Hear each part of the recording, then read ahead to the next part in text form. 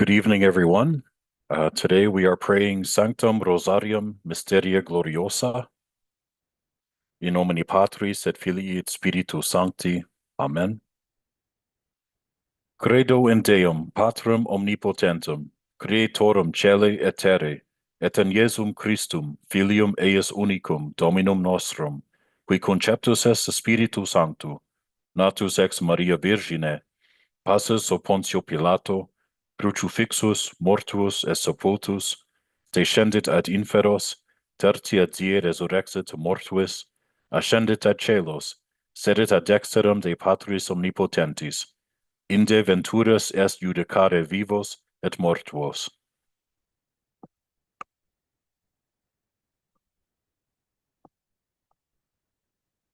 Mark, are you there? Oh, sorry,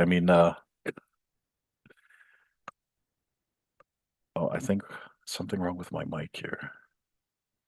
Chris, are you there? I'm present. Okay, didn't hear you. Go ahead. Credo in Spiritum Sanctum, Sanctum Ecclesiam Catholicum, Sanctorum Communionem, Remissionem Peccatorum, Canis Resurrectionem, Vitam Aeternam. Amen. Pater noster, qui es in caelis, sanctificetur nomen tuum, advenia regnum tuum, fiat voluntas tua sicut in caelo et in terra.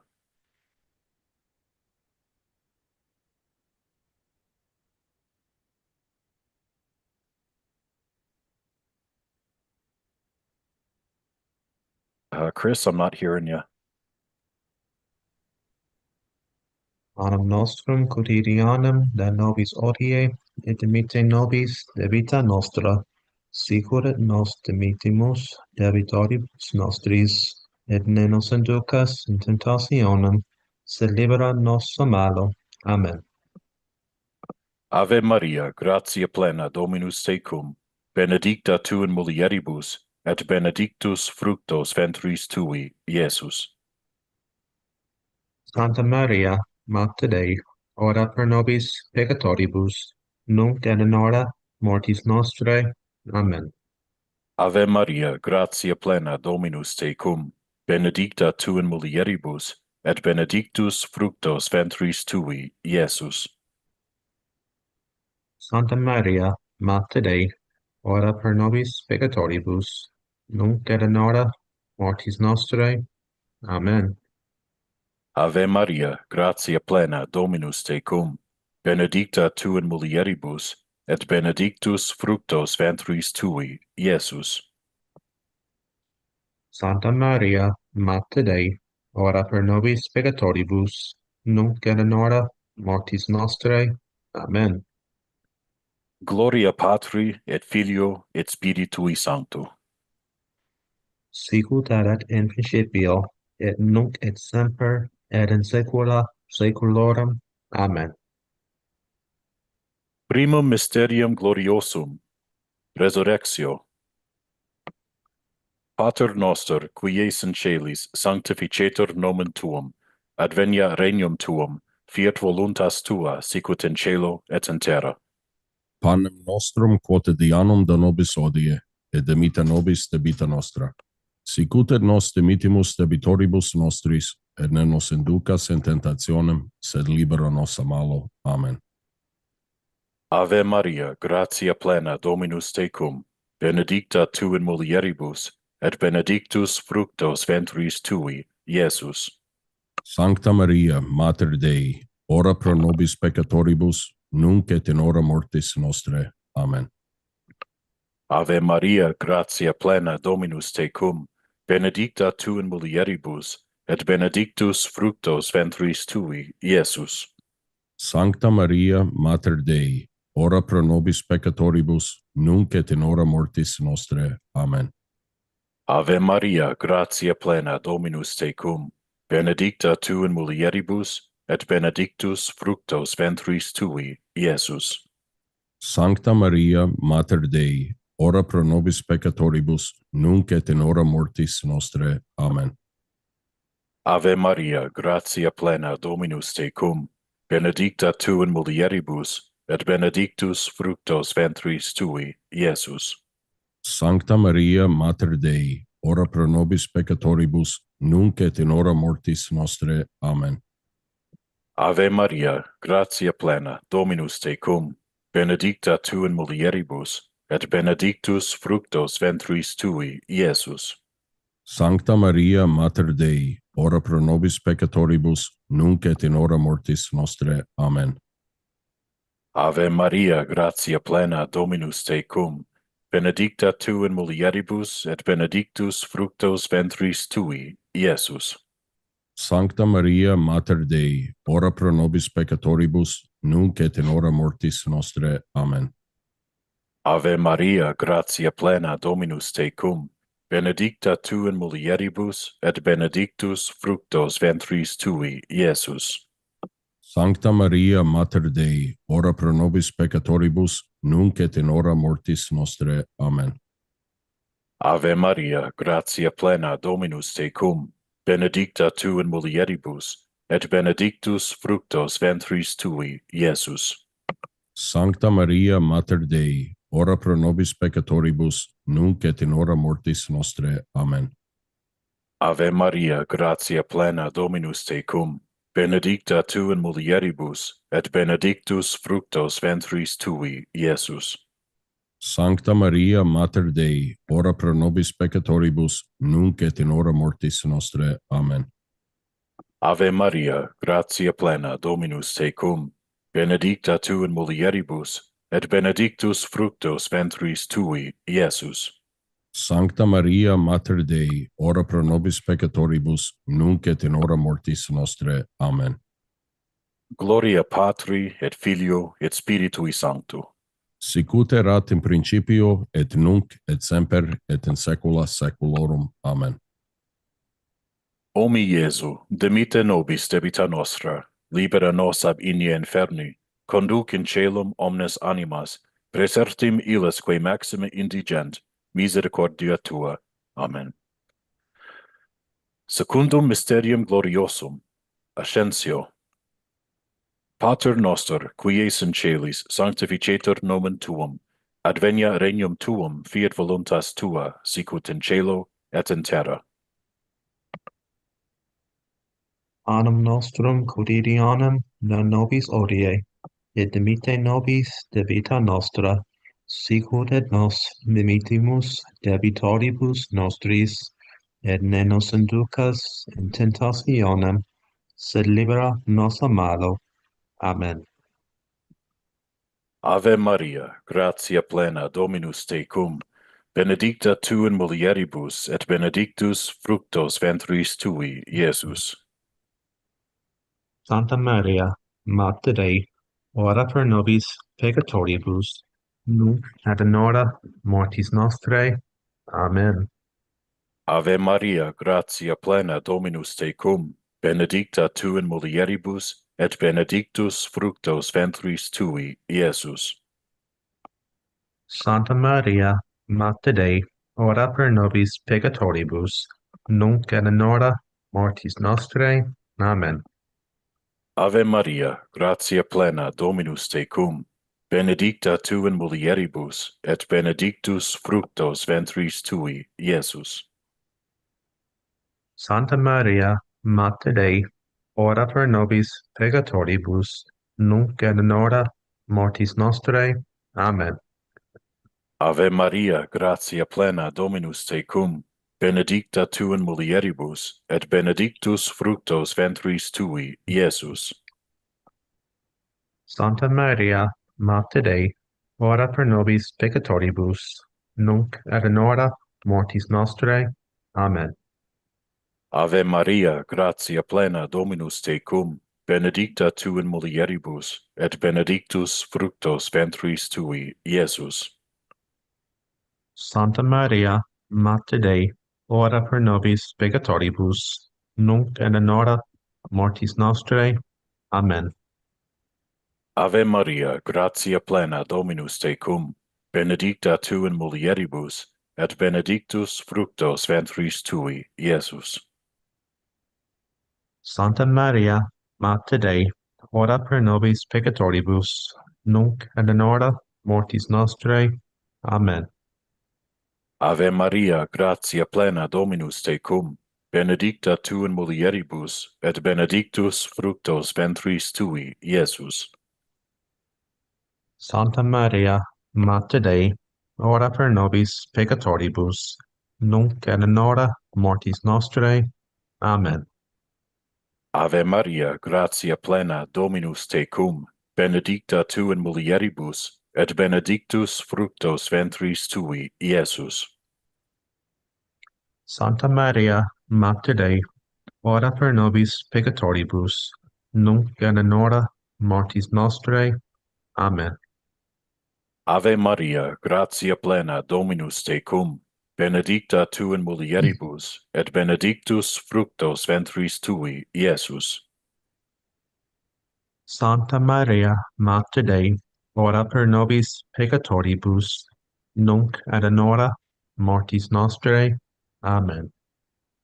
Ave Maria, gratia plena Dominus tecum, benedicta tu in mulieribus, et benedictus fructus ventris tui, Iesus. Santa Maria, Mater Dei, ora pro nobis peccatoribus, nunc et in hora mortis nostrae. Amen. Gloria Patri, et Filio, et Spiritui Sancto. Sicut erat in principio, et nunc et semper, et in saecula saeculorum. Amen. O mi Iesu, dimite nobis debita nostra, libera nos ab igne inferni, conduc in caelum omnes animas, praesertim illas quae maxime indigent, misericordia tua. Amen. Tertium mysterium gloriosum, descensus Spiritus Sancti. Pater noster, qui es in caelis, sanctificetur nomen tuum, advenia regnum tuum, fiat voluntas tua, sicut in caelo et in terra. Panem nostrum quotidianum da nobis odie, et dimite nobis debita nostra. Sicut et nos dimitimus debitoribus nostris, et ne nos inducas in tentationem, sed libera nos a malo. Amen. Ave Maria, gratia plena Dominus tecum, benedicta tu in mulieribus, et benedictus fructus ventris tui, Iesus. Sancta Maria, Mater Dei, ora pro nobis peccatoribus, nunc et in hora mortis nostrae. Amen.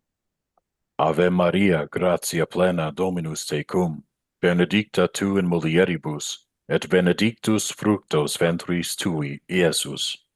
Sancta Maria, Mater Dei, ora pro nobis peccatoribus, nunc et in hora mortis nostrae. Amen. Ave Maria, gratia plena Dominus tecum, benedicta tu in mulieribus, et benedictus fructus ventris tui, Iesus. Sancta Maria, Mater Dei, ora pro nobis peccatoribus, nunc et in hora mortis nostrae. Amen. Ave Maria, gratia plena Dominus tecum, benedicta tu in mulieribus, et benedictus fructus ventris tui, Iesus. Sancta Maria, Mater Dei, ora pro nobis peccatoribus, nunc et in hora mortis nostrae. Amen. Ave Maria, gratia plena Dominus tecum, benedicta tu in mulieribus, et benedictus fructus ventris tui, Iesus. Sancta Maria, Mater Dei, ora pro nobis peccatoribus, nunc et in hora mortis nostrae. Amen. Ave Maria, gratia plena Dominus tecum, benedicta tu in mulieribus, et benedictus fructus ventris tui, Iesus. Sancta Maria, Mater Dei, ora pro nobis peccatoribus, nunc et in hora mortis nostrae. Amen. Ave Maria, gratia plena Dominus tecum, benedicta tu in mulieribus, et benedictus fructus ventris tui, Iesus. Sancta Maria, Mater Dei, ora pro nobis peccatoribus, nunc et in hora mortis nostrae. Amen. Ave Maria, gratia plena Dominus tecum, benedicta tu in mulieribus, et benedictus fructus ventris tui, Iesus. Sancta Maria, Mater Dei, ora pro nobis peccatoribus, nunc et in hora mortis nostrae. Amen. Ave Maria, gratia plena Dominus tecum, benedicta tu in mulieribus, et benedictus fructus ventris tui, Iesus. Sancta Maria, Mater Dei, ora pro nobis peccatoribus, nunc et in hora mortis nostrae. Amen. Ave Maria, gratia plena Dominus tecum, benedicta tu in mulieribus, et benedictus fructus ventris tui, Iesus. Sancta Maria, Mater Dei, ora pro nobis peccatoribus, nunc et in hora mortis nostrae. Amen. Gloria Patri, et Filio, et Spiritui Sancto. Sic ut erat in principio, et nunc et semper, et in saecula saeculorum. Amen. O mi Iesu, demite nobis debita nostra, libera nos ab igne inferni, conduc in caelum omnes animas, praesertim illas quae maxime indigent, misericordia tua. Amen. Quartum mysterium gloriosum, Assumptio. Pater noster, qui es in caelis, sanctificetur nomen tuum, advenia regnum tuum, fiat voluntas tua, sicut in caelo et in terra. Panem nostrum quotidianum da nobis odie, et dimitte nobis debita nostra, sicut et nos dimittimus debitoribus nostris, et ne nos inducas in tentationem, sed libera nos a malo. Amen. Ave Maria, gratia plena Dominus tecum, benedicta tu in mulieribus, et benedictus fructus ventris tui, Iesus. Santa Maria, Mater Dei, ora pro nobis peccatoribus, nunc et in hora mortis nostrae. Amen. Ave Maria, gratia plena Dominus tecum, benedicta tu in mulieribus, et benedictus fructus ventris tui, Iesus. Santa Maria, Mater Dei, ora pro nobis peccatoribus, nunc et in hora mortis nostrae. Amen. Ave Maria, gratia plena Dominus tecum, benedicta tu in mulieribus, et benedictus fructus ventris tui, Iesus. Santa Maria, Mater Dei, ora pro nobis peccatoribus, nunc et in hora mortis nostrae. Amen. Ave Maria, gratia plena, Dominus tecum, benedicta tu in mulieribus, et benedictus fructus ventris tui, Iesus. Santa Maria, Mater Dei, ora pro nobis peccatoribus, nunc et in hora mortis nostrae. Amen.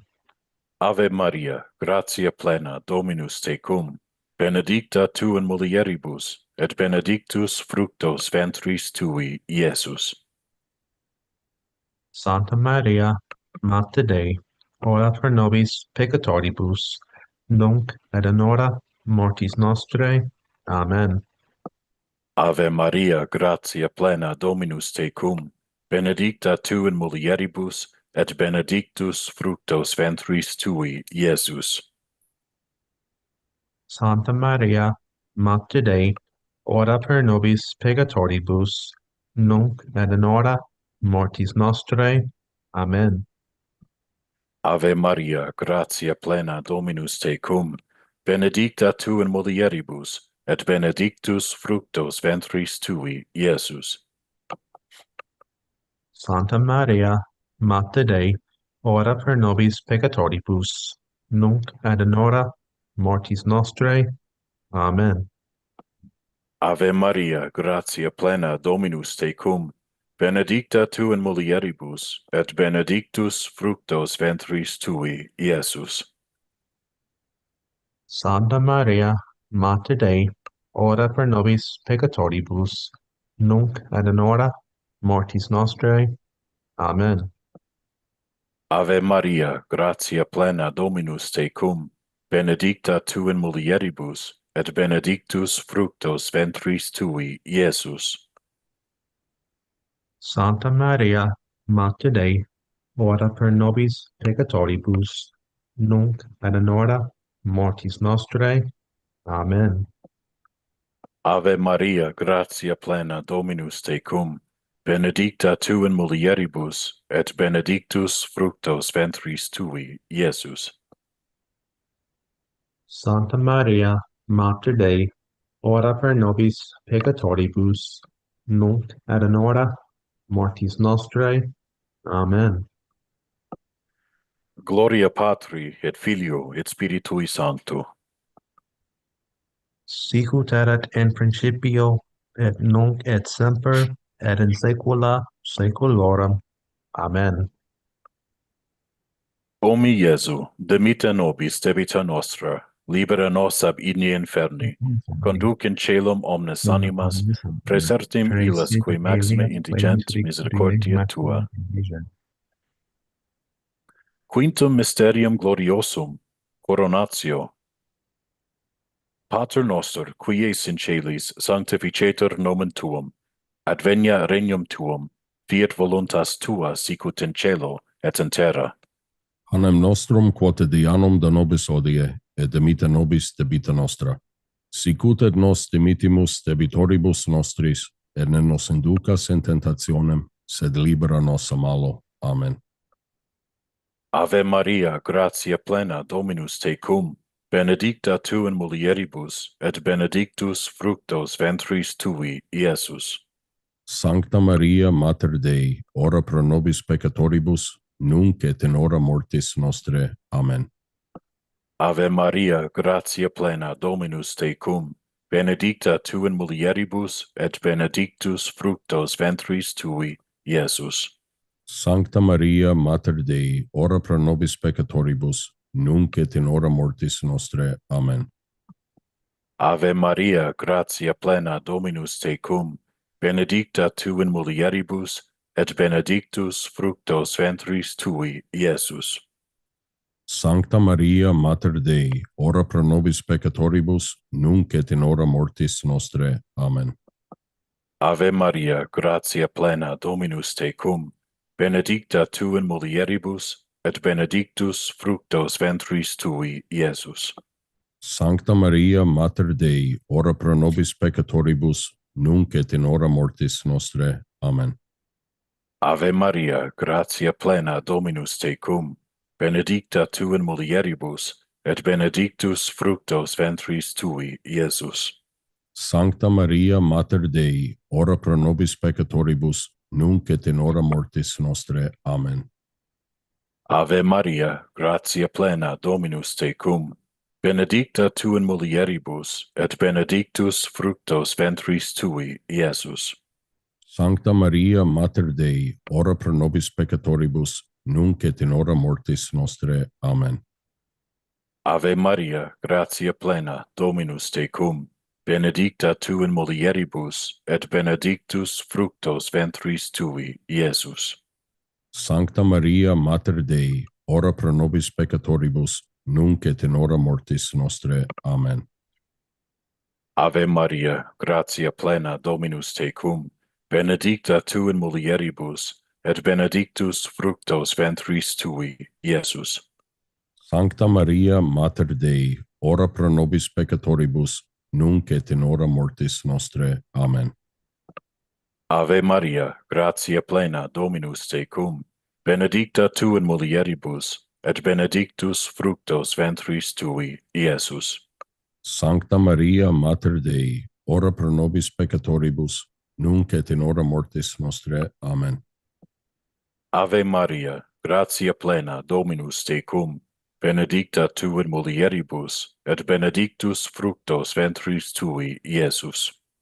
Sancta Maria, Mater Dei, ora pro nobis peccatoribus, nunc et in hora mortis nostrae. Amen. Gloria Patri et Filio et Spiritui Sancto. Sicut erat in principio, et nunc et semper et in saecula saeculorum. Amen. O mi Iesu, demite nobis debita nostra, libera nos ab ignia inferni, conduc in caelum omnes animas, praesertim illas quae maxime indigent, misericordia tua. Salve Regina, Mater misericordiae, vita, dulcedo, espes nostra, salve. Ad te clamamus, exulis filii Eve, ad te suspiramus, gementes et flentes, in ac lacrimarum vale. Ea ergo advocata nostra, Illos tuos misericordes oculos ad nos converte, et Iesum, benedictum fructum ventris tui, nobis post hoc exilium ostende. O clemens, o pia, o dulcis Virgo Maria, ora pro nobis sancta Dei genetrix. Udini efficiamur promissionibus Christi. Amen. In nomine Patris et Filii et Spiritus Sancti. Amen. All right. Well, this is the second time that we've had 3 fellows praying the Rosary on Zoom. And we have myself and Mark. We are both in Canada. And we have a new guy who joined. His name is Chris. Chris, do you want to say where you're from? I'm Texas originally, but here in Hawaii. Okay. So on the Zoom, we are 2 Canadians against 1 American.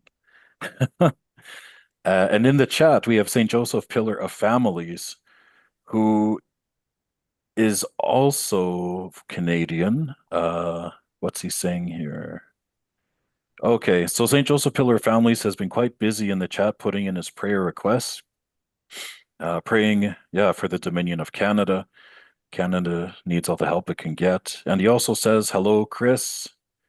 Hello, Jose and Mark. So hello to you too, St. Joseph, Pillar of Families.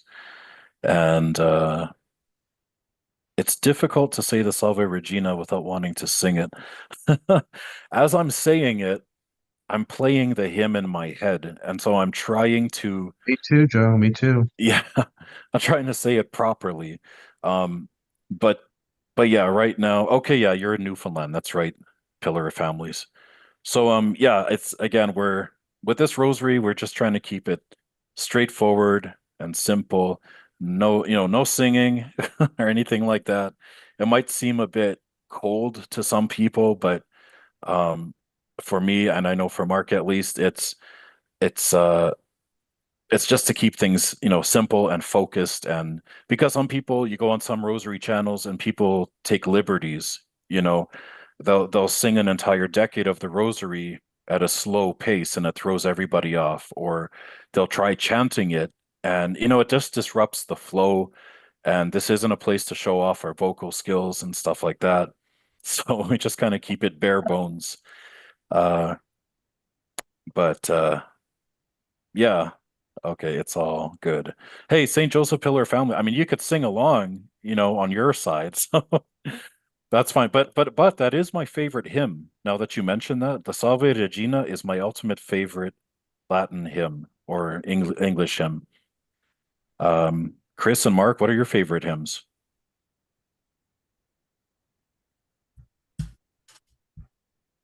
Well, Salve Regina is definitely one of them. Mhm. Um, Like for me, that's my number one all-time favorite. I don't even have a 2 or 3. That's my number one. Chris, do you have a number one favorite Latin hymn? If it isn't the Salve Regina, I'm trying to remember that hymn that is sung after the Mass is concluded. I Mm. forget what it's titled, though. Uh, well, I I'd mean, say, what's that? I hear the hymn, but I forget the opening. Okay. Well, there's some homework for you then. Track down the name of that hymn. We won't make you sing it though, don't worry. Just tell us what it is. But I yeah, remember it, sure.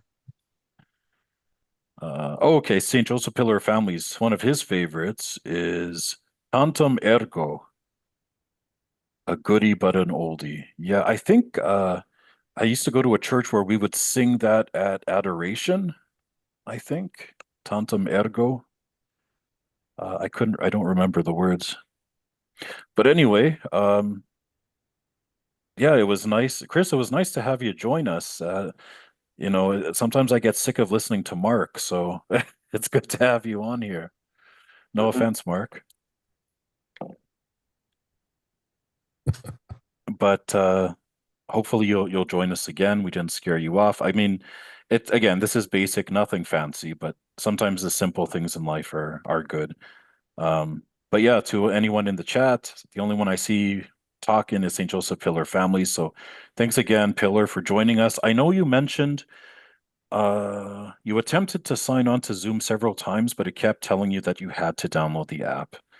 Okay. So I'm not sure what's going on there, but you know what? You're still in the chat. You're still praying along. That's all that counts, right? So I'm not going to ask you to go buy a new device to download it if it's not working on your current one. Okay, we have a female in the chat, Mary Fell. Okay, for your husband, your daughters. Yes, Saint Joseph is definitely, he was a good provider, good father figure. It's funny. By the way, if anybody is watching this, I do have a Saint Joseph chaplet that I live stream every Wednesday at 12 p.m. Central Time or Mountain Time. So I usually post the links for that if you're ever interested. But yeah, it's funny. I'll see Saint Joseph's everywhere. For example, let's say if I'm walking down the street, since Mary Fell brought up Saint Joseph, if I'm walking down the street and let's say I see a father giving his kid a piggyback ride or just, helping him ride his bike or something, I call that a Saint Joseph right there. Like I call it a Joement, Saint Joseph moment, a Joement, because a lot of people like myself included, a lot of us have dad issues. And so I would have loved for my dad to teach me how to ride my bike without yelling at me. You know what I mean? Or any show of affection of a father to his son or showing his son how to do something. So, I mean, fathers are called to be like Saint Joseph's of their families, right? The father, the head, the priests of their household.